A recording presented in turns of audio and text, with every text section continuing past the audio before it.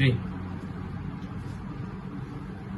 Yang dihormati Tuan Pengerusi Majlis, barisan panel hakim yang adil lagi menegakkan kebenaran, guru-guru dan rakan-rakan sekalian, Assalamualaikum dan salam sejahtera saya ucapkan. Tajuk syarahan yang akan saya sampaikan pada hari ini ialah memupuk budaya membaca, mengubah impian menjadi realiti. Hadirin yang dihormati, usaha memupuk budaya membaca perlulah dimulai pada usia kanak-kanak lagi. Kerana bak kata pepatah, melentur bulu biarlah dari rebungnya. Kanak-kanak ibarat sehelai kertas yang putih yang memerlukan ibu bapa untuk mencoraknya sama ada baik maupun buruk. Ibu bapa seharusnya memenuhi hidup mereka dengan lembaran-lembaran ilmu agar tercetus api semangat untuk mereka membaca dalam diri mereka. Selain itu, ibu bapa dan anggota keluarga yang lain juga perlu menjadi contoh yang baik kepada anak-anak dalam memupuk budaya membaca di rumah. Ibu bapa perlulah menunjukkan minat membaca kepada anak-anak dengan membaca buku di rumah agar mereka turut meneladani tabiat yang suka membaca yang dipamerkan oleh ibu bapa mereka sendiri. Hal ini bertepatan dengan satu pepatah, bapa borek, anak rintik.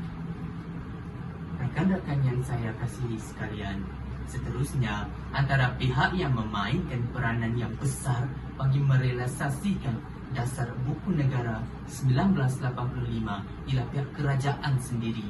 Pada pendapat saya, pihak kerajaan perlu lebih agresif dalam menyemai budaya membaca dalam kalangan masyarakat Malaysia. Amalan membaca perlulah dimasyarakatkan oleh kerajaan dari masa ke semasa, kerana amalan membaca itu mendatangkan 1001 kebaikan. Pihak kerajaan haruslah menggerakkan langkah pertama ke hadapan agar menjadi modal yang baik untuk pihak swasta yang lain untuk mengembangkan budaya membaca ke akar umbi rakyat Malaysia. Sebagai contohnya, program seperti Dekad Membaca Kebangsaan, anjuran Dewan Bahasa dan Pustaka dengan kolaborasi pelbagai pihak dengan harapan membaca dapat memartabatkan bahasa Melayu kita. Hadirin dan hadirat sekalian, selain kerajaan, pihak swasta dan juga orang persendirian juga boleh membangunkan perpustakaan mereka tersendiri.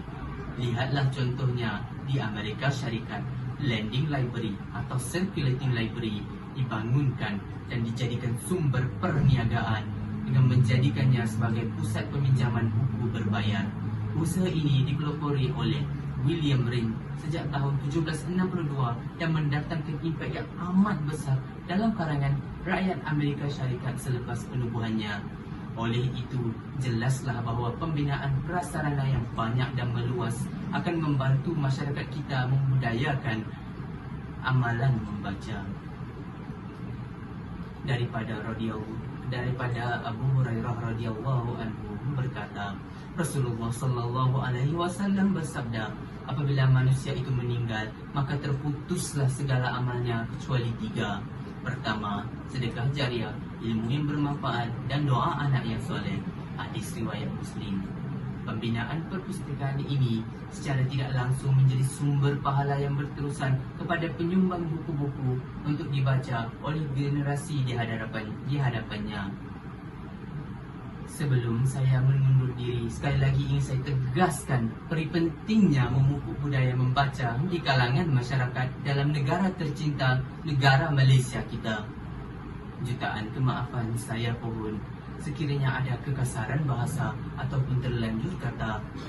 Sekian daripada saya. Wabillahi taufiq wal hidayah. Wassalamualaikum warahmatullahi wabarakatuh. Terima kasih kepada semua.